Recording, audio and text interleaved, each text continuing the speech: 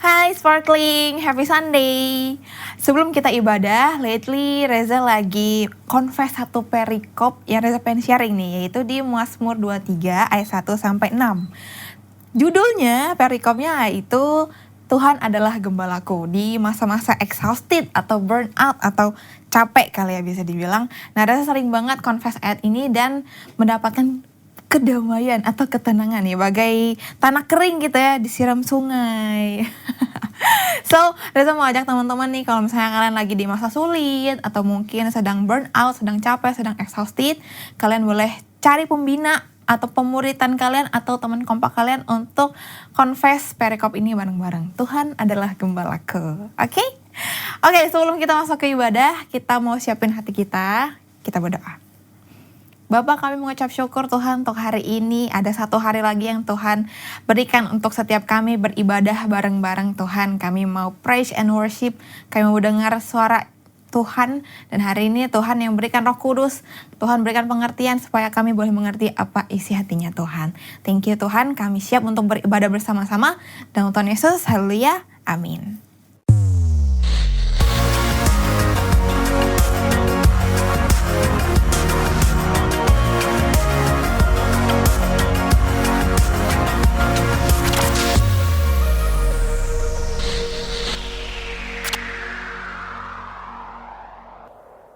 Shalom Sparkling, mari kita memuji menyembah Tuhan hari ini.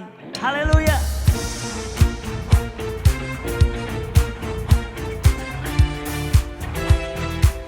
Dialah sumber sukacita kita. Mari kita tanggalkan setiap kekhawatiran kita di hadapan Tuhan.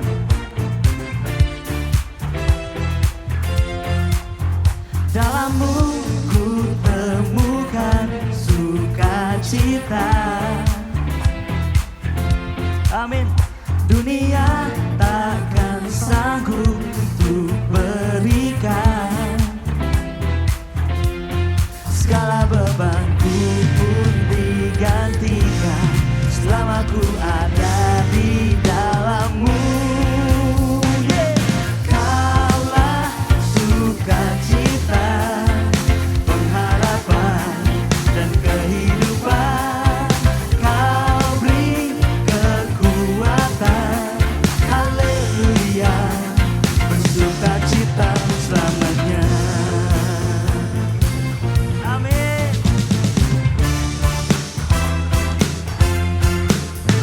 Kau ada mendampingi setiap langkahku, berikan kekuatan dengan Roh-Mu. Janji-Mu yang telah menuliskan, kita punya rancangan yang indah.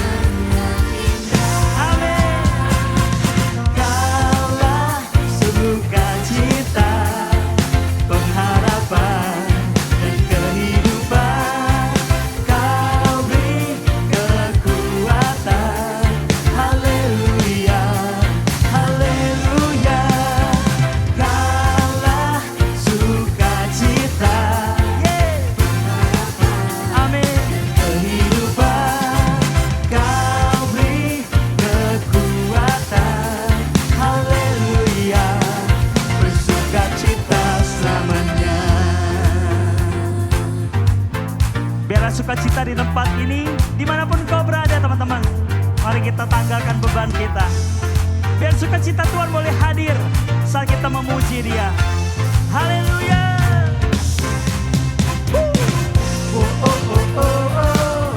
Oh, oh, oh, oh, oh, oh. Kaulah Tuhan sumber sukacita kami. Oh, oh, oh, oh, oh. Ya. Kaulah sukacita, pengharapan dan kehidupan. Kau beri kekuatan, haleluya, bersukacita, haleluya. Come on. Kaulah sukacita, pengharapan dan kehidupan.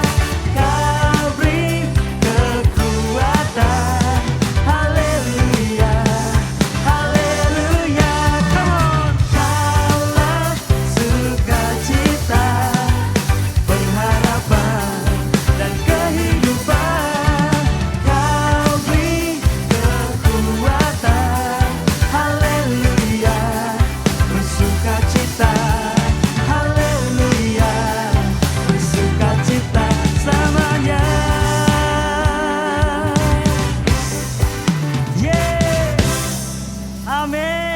adalah sukacita kami.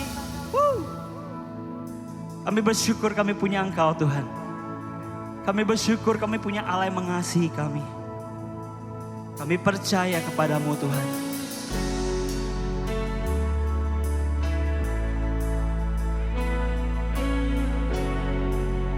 We worship you Jesus. The weapon may be formed but it won't prosper. When the darkness falls it won't prevail. 'Cause the God I serve knows only how to triumph. My God will never fail. One saying, oh my God will never fail. I'm gonna see a victory. I'm gonna see a victory. For the battle belongs to you, Lord. I'm gonna see a victory. I'm gonna see a victory. For the battle belongs to you, Lord. Oh,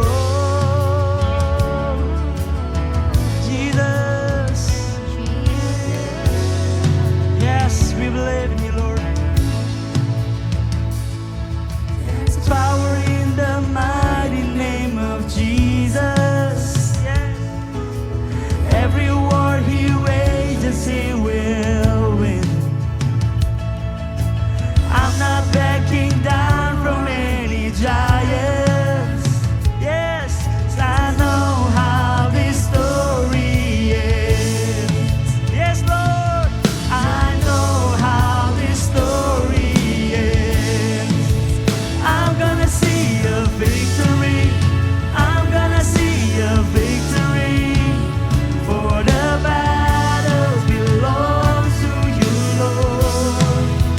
I'm gonna see a victory. I'm gonna see a victory.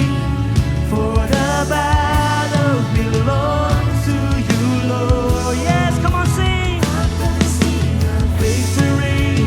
I'm gonna see a victory. For the battles belongs to you, Lord. I'm gonna see a victory. Yes, I am. Yes, I will. For the battles belongs to you, Lord.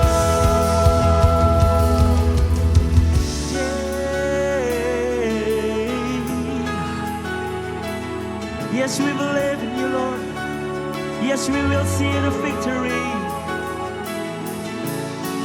You take what the enemy meant for evil and you turn it for good.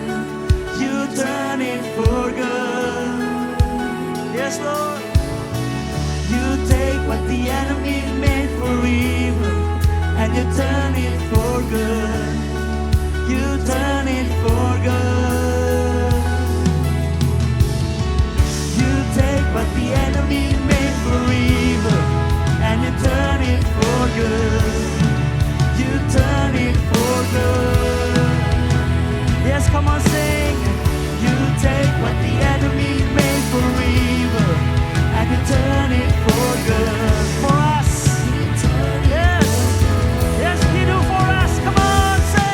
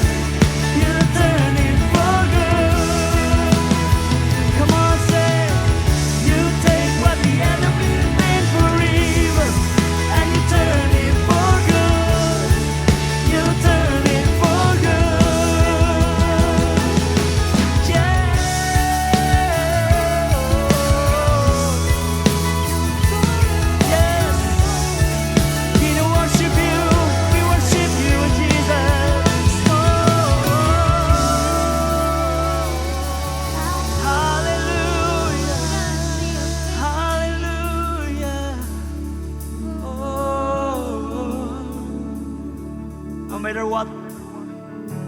what happened in our life now, we just have faith. We just want to believe that we're gonna see the victory in you, Lord. Oh, you brought us the victory. Hari ini apapun yang sedang kau alami teman-teman, mari kita beriman kepada Tuhan. Dia yang membawa kita kepada kemenangan. Yes, I'm not backing down from any giants. Yes, I'm gonna see the victory in you, Lord. Hallelujah. We're gonna worship you now. We're gonna worship you now, Jesus. Amen. We worship you, God. We worship you, oh Jesus. 'Cause we believe in you, God. Yeah. You will do anything. You will do many things for us, oh Jesus.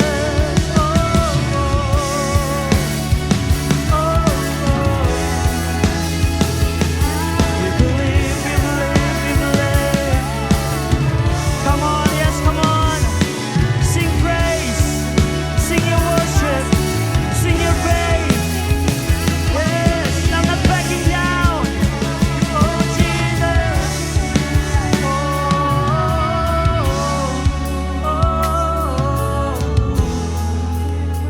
Amen. Hallelujah. Hallelujah. Yes. Kami bersyukur punya Allah Engkau, Tuhan. Allah yang mengasihi kami dan Allah yang menjanjikan kemenangan bagi setiap hidup kami. Apapun yang sedang kau alami hari ini teman-teman, mari dengarkan firman Tuhan hari ini. Mazmur 44 ayat 6 dan 7. Sebab bukan kepada panahku aku percaya, dan pedangku pun tidak memberi aku kemenangan. Tetapi Engkaulah yang memberi kami kemenangan terhadap para lawan kami. Dan orang-orang yang membenci kami, Kau beri malu. Kami percaya Tuhan, Engkau memberi kami kemenangan terhadap lawan kami. Bahkan Kau bisa memutarbalikkan setiap kejahatan untuk kebaikan buat hidup kami, Tuhan. Kami percaya Tuhan, rencana-Mu adalah rencana yang membawa kami pada damai sejahtera. Oh, mari hari ini berdoa teman-teman. Apapun yang sedang menjadi raksasa-raksasa dalam kehidupanmu, apa yang menjadi penghalang dalam kehidupan kita, apa yang hari ini sedang menjadi lawanmu, apakah itu dosamu, apakah itu kekhawatiranmu, apakah hari ini apapun penderitaan yang kau alami, mari katakan, yes Tuhan, aku percaya Engkau akan memberikan kami kemenangan, bukan dengan kekuatanku, tapi dengan kekuatan Tuhan. Mari hari berdoa kepada Tuhan, berdoa kepada Dia. Yes Tuhan, aku percaya Tuhan, aku percaya Tuhan, Engkau akan menolongku, Engkau akan membelaku. Kami tak takut, karena rencana-Mu indah bagi kami. Oh, amin. Yes Lord, yes Lord, yes Lord. Kami percaya, kami akan melihat kemenangan saat kami beriman kepada Tuhan. Mari hari ini kau angkat tanganmu, kau taruh tanganmu di hati. Mari kita nyanyikan lagu dengan iman kita. I'm gonna see a victory. I'm gonna see a victory. Yes, come on. For the battle belongs to you, Lord. Come on, say it. I'm gonna see a victory. I'm gonna see a victory. For the battles belongs to you, Lord. Yeah. I'm gonna see a victory. I'm gonna see a victory. For the battle belongs to you, Lord. I'm gonna see a victory. I'm gonna see a victory.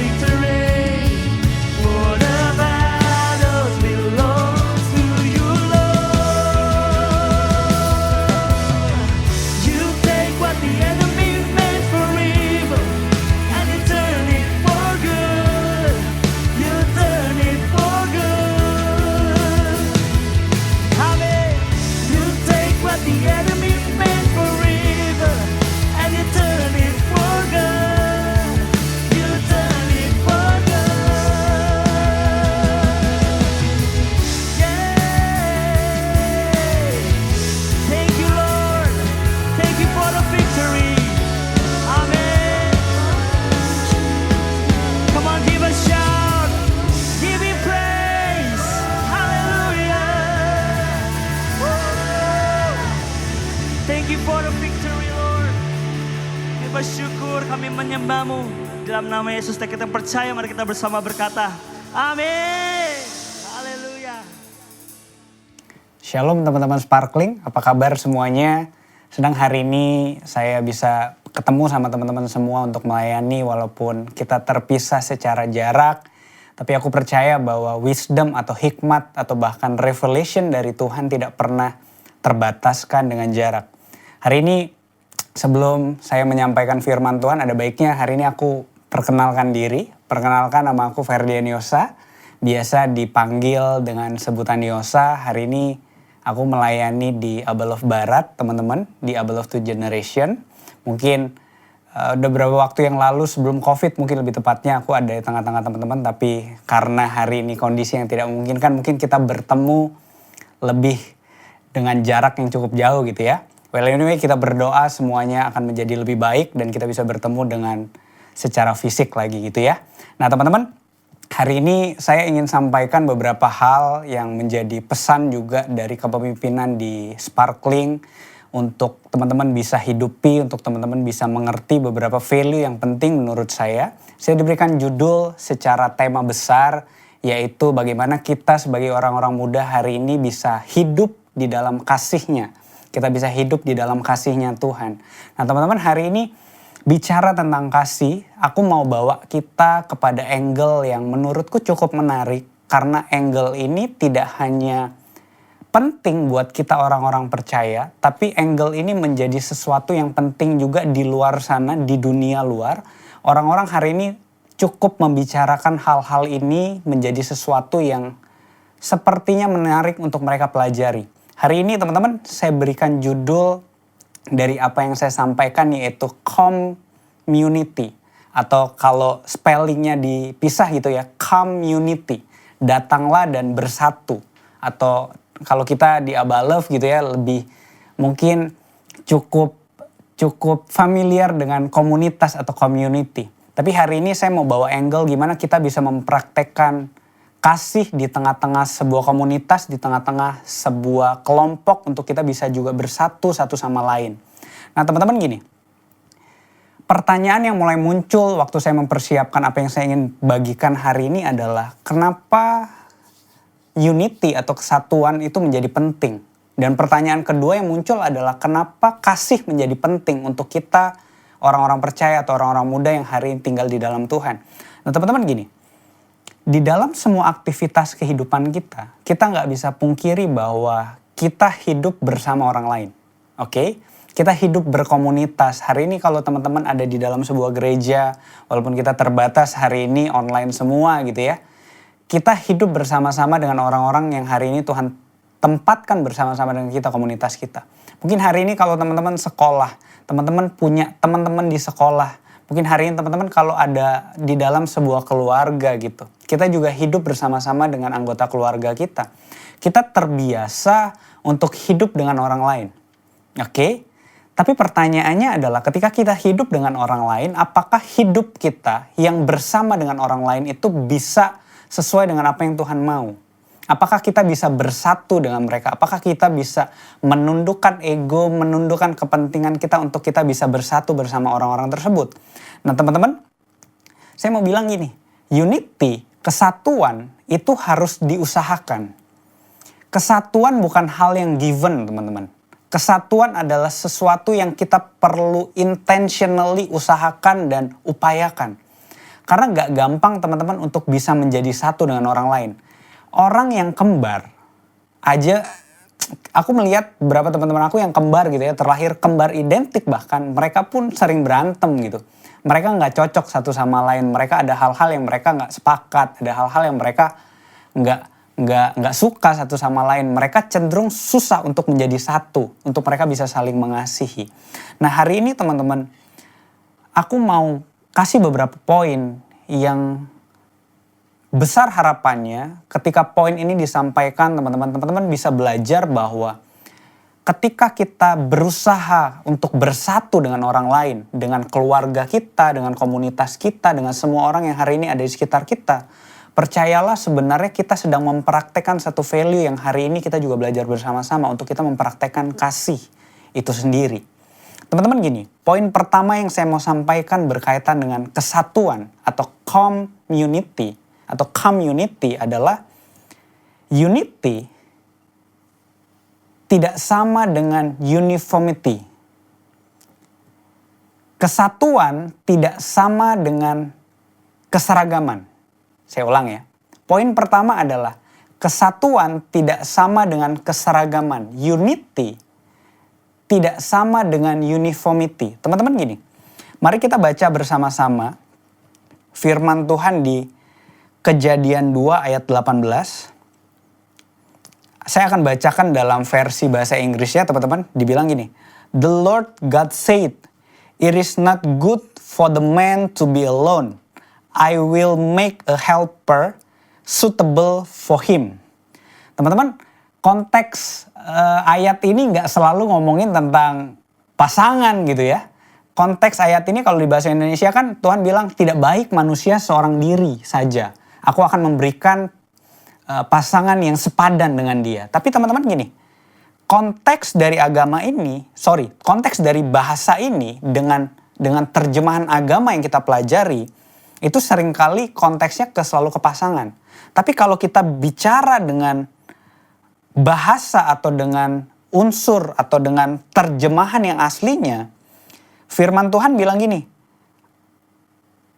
I will make a helper suitable for him. Teman-teman, bahasa asli dari suitable adalah kenekdo. Dan kenekdo itu artinya apart, opposite. Kenekdo sendiri berarti sebaliknya. Berarti counterpart. Jadi firman Tuhan secara nggak langsung mau bilang gini, aku akan memberikan orang-orang yang berbeda dengan kamu. Menarik ya, justru kita diciptakan berbeda dan Tuhan akan cenderung memberikan orang-orang yang berbeda dengan kita. Karena bahasa aslinya, sekali lagi saya ngomong, kenekdo. Kenekdo berarti the opposite atau a counterpart atau seseorang atau pribadi yang justru berbeda, bukan yang sama. Jadi poin saya adalah gini,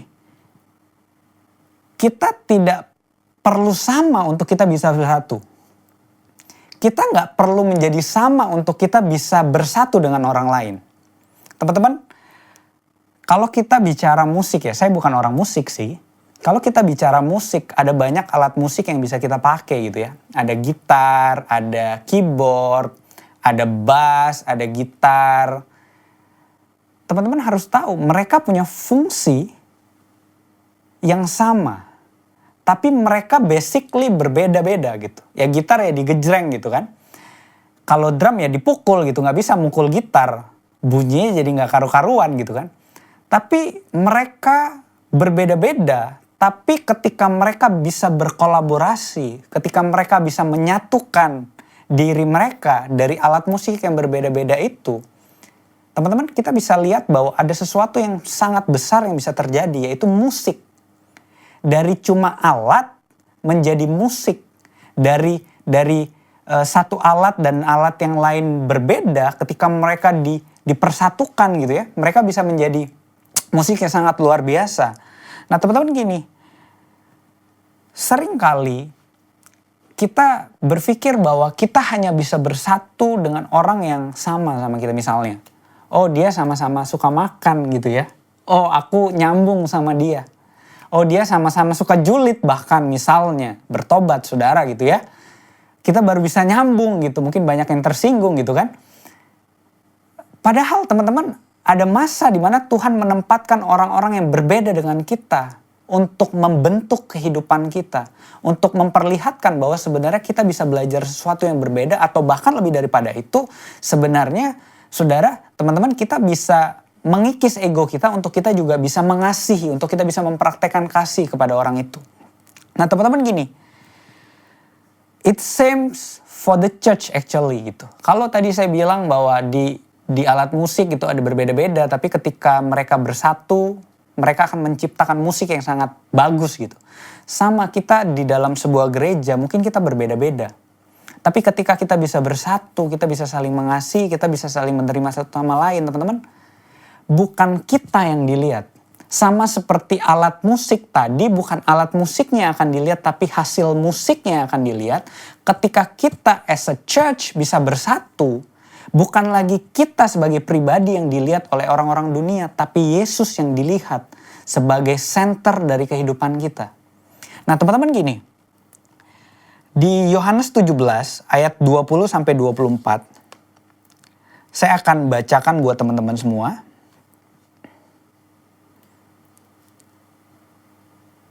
Teman-teman bisa buka di Alkitab masing-masing.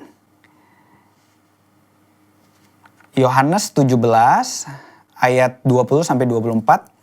Saya bacakan. Dan bukan untuk mereka ini saja aku berdoa, tetapi juga untuk orang-orang yang percaya kepadaku oleh pemberitaan mereka, supaya mereka semua menjadi satu, sama seperti engkau ya Bapa di dalam aku dan aku di dalam engkau, agar mereka juga di dalam kita, supaya dunia percaya bahwa engkaulah yang mengutus aku. Dan aku telah memberikan kepada mereka kemuliaan yang engkau berikan kepadaku, supaya mereka menjadi satu sama seperti kita adalah satu. Ini diulang-ulang terus teman-teman kalau perhatiin. Supaya mereka jadi satu seperti kita adalah satu, supaya mereka jadi satu, supaya seperti kita adalah satu. Diulang-ulang terus, saya lanjutkan, aku di dalam mereka dan engkau dalam aku, supaya mereka sempurna menjadi satu lagi. Agar dunia tahu bahwa engkau yang telah mengutus aku dan bahwa engkau mengasihi mereka sama seperti engkau mengasihi aku. Ya Bapakku, aku mau supaya dimanapun aku berada engkau juga bersama-sama dengan aku. Mereka telah engkau berikan padaku agar mereka memandang kemuliaanku dan engkau berikan kepadaku sebab engkau telah mengasihi aku sebelum dunia jadikan. Teman-teman kalau baca 4 ayat ini agak bingung gitu. Kenapa diulang-ulang? Aku supaya mereka jadi satu, supaya sama seperti kita adalah satu dan mereka adalah satu. Diulang-ulang. Teman-teman, aku bertahun-tahun coba mempelajari Alkitab dan membaca Alkitab gitu, firman Tuhan. Aku menemukan satu hal yang cukup menarik untuk jadi pembelajaran kita gitu, bahwa sesuatu yang sering kali diulang-ulang itu biasanya penting. Poinnya Tuhan mau ngomong gini, kita harus jadi satu supaya mereka mengenal Allah. Mereka tuh orang dunia, orang yang belum percaya Tuhan. Kita, aku, dan kamu semua harus menjadi satu supaya orang dunia bisa mengenal Allah. Aku cukup mikir teman-teman, apa hubungannya gitu?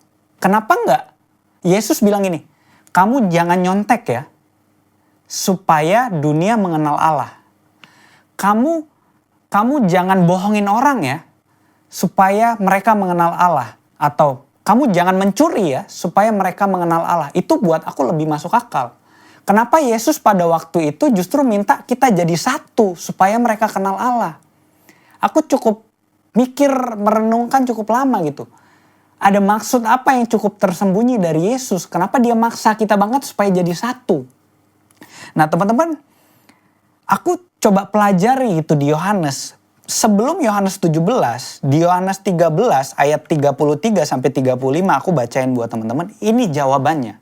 Kenapa Yesus mau kita bersatu supaya mereka kenal Allah? Bukan yang lain gitu.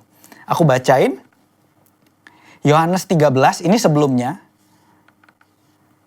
Ayat 34 sampai 35. Firman Tuhan bilang gini. Aku memberikan perintah kebaru. Ini jadi ayat sebelumnya dari yang Yesus minta kita bersatu tadi ya. Aku memberikan perintah baru kepadamu, yaitu supaya kamu saling mengasihi. Seperti aku telah mengasihi kamu, demikian pula kamu harus saling mengasihi. Dan dengan demikian semua orang akan tahu bahwa kamu adalah muridku, yaitu jikalau kamu saling mengasihi. Teman-teman, Yesus mau bilang gini. Kamu gak akan bisa bersatu kalau kamu gak saling mengasihi. Kenapa Yesus minta kita bersatu? Simple. Karena Yesus mau kasih kita assessment. Yesus mau kasih kita sebuah ujian dalam tanda kutip. Lu kalau mau bersatu coba aja. Lu harus mengasihi. Sama seperti aku mengasihi. Nah teman-teman, poin kedua yang saya mau sampaikan adalah unity atau kesatuan requires love. kita nggak akan bisa bersatu dengan siapapun ketika kita tidak mulai kesatuan itu dengan kita mengasihi. Teman-teman, kenapa mengasihi jadi sesuatu yang penting? Teman-teman, kalau ingat waktu Yesus bukan dicobai sih, diuji sama orang Farisi. Teman-teman ingat cerita itu kan? Tiba-tiba ada orang Farisi nyamperin Yesus gitu kan? Orang Farisi kan tipenya so tau, suka nguji-nguji gitu ya. Orang Farisi datang ke Yesus ditanya, "Bos, gini aja deh. Kita nggak usah ngomongin firman-firman, kita nggak usah ngomongin perintah Allah. Gue cuma tanya lu satu hal," kata orang Farisi ke Yesus. "Dari semua hukum yang lu ceritain, yang mana yang paling penting?" Yesus bilang gini, "Kasihilah Tuhan Allahmu dengan segenap hati, pikiran, jiwa raga, tingkah laku." Banyak terjemahannya guys. Banyak banget gitu ya. Yesus bilang kasihlah Tuhan Allahmu. Tapi yang menarik ini teman-teman. Yesus gak stop sampai situ. Dia bilang dan kasihi sesamamu seperti engkau mengasihi dirimu sendiri. Setuju ya? Teman-teman, kalau kita cukup cermat memperhatikan ayat itu, aku mikir gitu. Yesus apakah gak bisa ngitung waktu itu?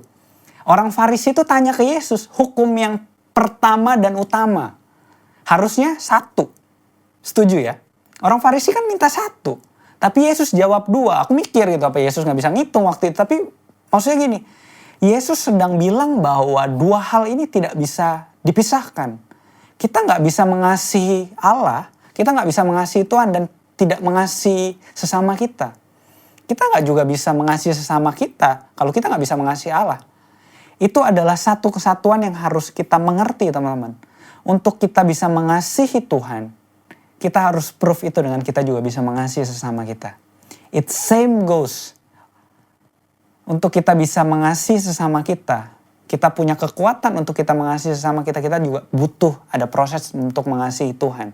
Orang bilang gini, kalau yang gak kelihatan aja gak sayang, gimana mau sayang yang kelihatan gitu kan. Nah teman-teman, poin kedua saya tadi, saya lanjut. Unity atau kesatuan requires love. Mengasihi membutuhkan kasih. Teman-teman gini, lawan dari kesatuan adalah keakuan. Kalau kita nggak bisa mengasihi orang lain, kita akan mengasihi diri kita sendiri. Kalau kita nggak bisa mengasihi Tuhan, kita akan mengasihi diri kita sendiri. Sekali lagi ya, lawan dari kesatuan adalah keakuan. Kalau teman-teman nggak bisa bersatu sama orang lain, nggak bisa mengasihi orang lain, jangan-jangan teman-teman adalah orang-orang yang kita perlu warning diri kita, termasuk aku gitu ya. Jangan-jangan kita selama ini cuma mentingin diri kita sendiri. Kita nggak praktek kasih, kita nggak berusaha, kita nggak belajar untuk mempentingkan orang lain daripada diri kita sendiri. Teman-teman harus tahu ini, kasih tidak pernah mengambil. Kasih selalu memberi. Kasih bukan bicara tentang saya, tapi kasih berbicara tentang kamu, tentang orang lain. Itulah kenapa saya bilang bahwa lawan dari kesatuan atau kasih adalah keakuan. Kalau kita nggak bisa kasihi orang lain, kita pasti akan kasihi diri kita sendiri. Kalau kita pelit sama orang lain, pasti kita mementingkan kantong kita sendiri untuk kita sendiri gitu. Poinnya adalah teman-teman, kesatuan membutuhkan kasih. Kita nggak bisa mengasihi, ngomong kita mengasihi tapi kita nggak bersatu sama orang lain. Kita butuh melakukan itu. Nah teman-teman, ini poin aku yang terakhir. Kasih equals sacrifice. Kasih setara dengan pengorbanan. Kita tidak bisa mengasihi tanpa berkorban. Kita hanya bisa mengasihi sejauh kita berkorban. Teman-teman bohong kalau ngomong mengasihi teman komselmu kalau teman-teman gak bisa berkorban untuk dia. Teman-teman bohong kalau ngomong mengasihi orang tuamu kalau gak bisa berkorban untuk mereka. Suruh bangun pagi aja bisa berantemnya seminggu gitu kan. Itu pengorbanan. Kalau teman-teman bilang mengasihi sahabatmu, ada masanya kita harus berkorban untuk mereka. Teman-teman gini, kita tidak bisa mengasihi tanpa berkorban, itu ilustrasi yang paling gampang. Teman-teman gak bisa nelen mochi tanpa ngunyah. Nangkap gak maksud saya? Mau coba gitu di rumah ya. Tinggal order by GoFood atau sebut merek gitu kan. Atau Grab gitu biar equal disebut dua-duanya. Makan mochi tanpa ngunyah keselak guys. Bisa pass away gitu kan. Gak bisa. Itu ketika kita mau makan mochi ya kita harus kunyah. Sama ketika kita mau mengasihi ya kita harus berkorban. Itu dua hal yang gak bisa dipisahkan. Teman-teman harus ingat itu. Dan itu sebenarnya apa yang dilakukan Yesus untuk kita. Teman-teman waktu Yesus bilang gini. Aku dulu pernah mikir gitu. Kenapa dari Bapa, Putra dan Roh Kudus. Kenapa Putra? Kenapa Yesus yang turun ke dunia? Apa Yesus kalah gambreng gitu kan? Gak juga. Gak mungkin kalah gambreng. Kasian banget gitu. Kenapa Yesus memutuskan untuk dia turun ke dunia? Karena dia mengasihi kita. Kenapa dia sampai bela-belain? Karena dia butuh berkorban. Teman-teman gini loh. Aku suka banget ada satu lirik di dalam lagu yang teman-teman juga pasti tahu gitu. What a Beautiful Name. Ada part di mana liriknya bilang gini. He didn't want heaven without us. Ini buat orang dunia bodoh gitu. Orang udah di surga ya sudah, udah happy-happy aja di sana kan. Tapi dia gak mau itu. Dia buktikan kasih dia dengan cara berkorban. Turun ke dunia untuk kehidupan kita. Untuk membuktikan bahwa love does exist gitu. Ya kasih itu real. Dan kasih equals with sacrifice. Kamu gak bisa mengasihi kalau kamu gak berkorban gitu kan. Nah teman-teman ingat gak? Ini menjadi poin saya yang terakhir. Gimana cara Yesus mengasihi kita? Yesus turun ke dunia. Dan firman Tuhan bilang siapapun yang percaya ke Yesus, hidup kita diselamatkan. Setuju ya? Setiap kita orang-orang yang percaya kepada Yesus, firman Tuhan bilang akulah jalan kebenaran dan hidup. Gak ada yang ke Bapa tanpa melalui aku gitu kan. Ketika kita percaya Yesus, hidup kita diselamatkan. Tapi pertanyaan aku gini. Kayak kita tuh dapat garanti. Kita dapat garansi ketika kita percaya Yesus dan gitu ya. Kita akan menerima keselamatan. Tapi pertanyaannya apakah Yesus mendapat garansi? Ketika dia mengasihi kita, apakah dia mendapat garansi bahwa kita akan mengasihi dia kembali? No. Enggak, dia gak pernah dapat garansi itu guys. Tapi dia memilih itu. Itulah pengorbanan. Ini nih kayak gini loh. Ilustrasi paling simpelnya. Teman-teman makan di sebuah buffet all you can eat gitu ya. Anggaplah di hotel bintang 5 gitu yang terkenal banget gitu ya. Teman-teman makan di sana tuh digaransi sama chefnya. Ketika teman-teman makan di sana semua ingredients tuh bagus, makanannya pasti enak banget, puas, pasti satisfied dan kita bisa dapat semua kenikmatan dunia gitu ya yang berhubungan dengan makanan di sana. Tapi di sisi lain hotelnya tuh nggak dapat garansi. Kita bisa bayar nggak? How if kita udah makan tapi kita nggak bisa bayar? Itu resiko yang diambil Yesus. Dia sacrifice diri dia datang ke dunia untuk mengasihi kita, tapi di sisi lain dia nggak dapat garansi, dia gamble. Dia gambling apakah kita bisa mengasihi dia atau enggak. Bahkan kita lihat di luar sana banyak orang yang hari ini belum kenal Yesus. Itu tugas kita teman-teman. So poin saya teman-teman, saya coba recap gitu ya. Kita belajar tentang kasih bulan ini.